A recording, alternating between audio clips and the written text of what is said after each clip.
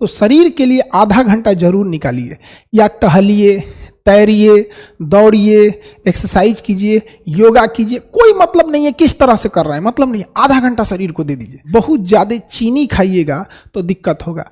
रात में खाना कम से कम खाइएगा, कोशिश कीजिएगा कि 8 बजे के बाद आप खाना ना खाएं। क्या था, गांव में आज भी देखिएगा ना, लोग 8-9 बजे सो जाते हैं, उन्हें शुगर उगर की बीमारियां कम होती हैं। आप क्या करते हैं, 12 बजे खाना खाते हैं, भर पेट 12 बजे खाना खाए, आप तो सूद गए। लाइफ में बाबू एक याद रखना, जब तक आपकी उम्र 30 साल से कम है, जब आप 25 साल से 30 साल की उम्र में रहते हैं, 25 साल से 35 साल के एज में ये डिसाइड हो जाता है कि आप जब 50 साल के होइएगा तो आपको शुगर होगा या नहीं होगा, आपको शुगर होगा या नहीं होगा।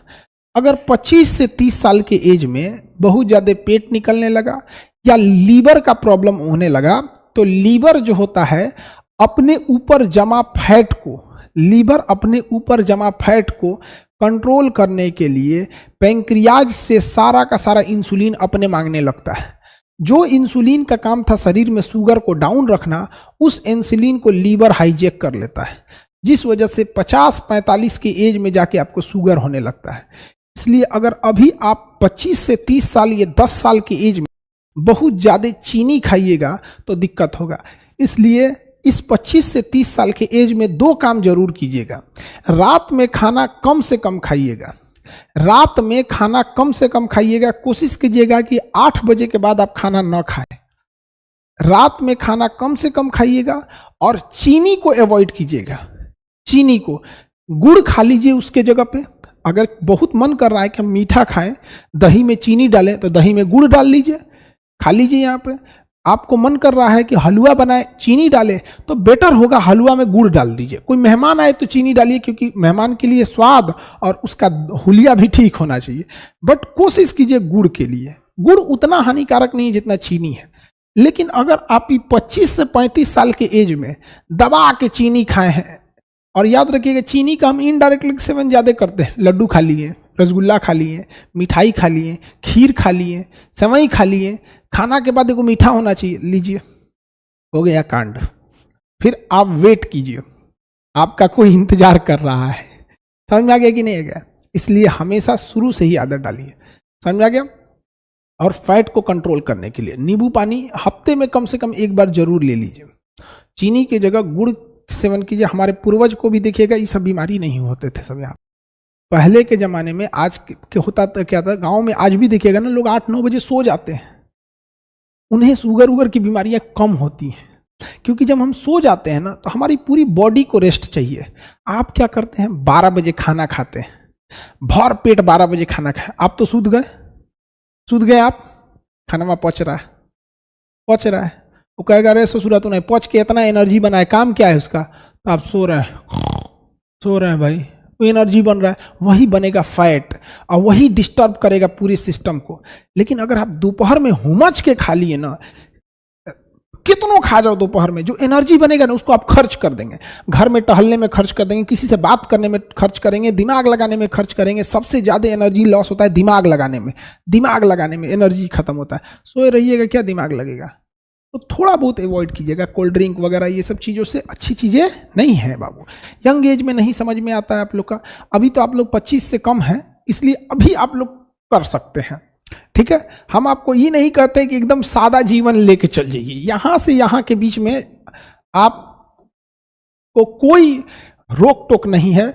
आपका मन आप जो खाइए, आपका मन आप योगा कीजिए मत कीजिए, बट जब आप इस गैप में इंटर कर जाते हैं तो शरीर के लिए आधा घंटा जरूर निकालिए, या टहलिए, तैरिए, दौड़िए, एक्सरसाइज कीजिए, योगा कीजिए। कोई मतलब नहीं है किस तरह से कर रहे हैं, मतलब नहीं, आधा घंटा शरीर को दे दीजिए।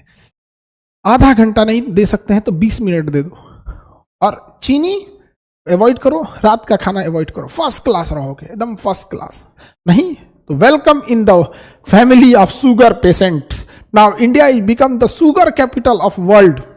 दुनिया में सबसे बेहतरीन शुगर कैपिटल हमारे यहाँ। आप देखो हर घर में एगो शुगर का मरीज हो रहा है, क्या करोगे बबुआ? हाँ, यहाँ देख लो, यहाँ। Now you are ready to enter in this group.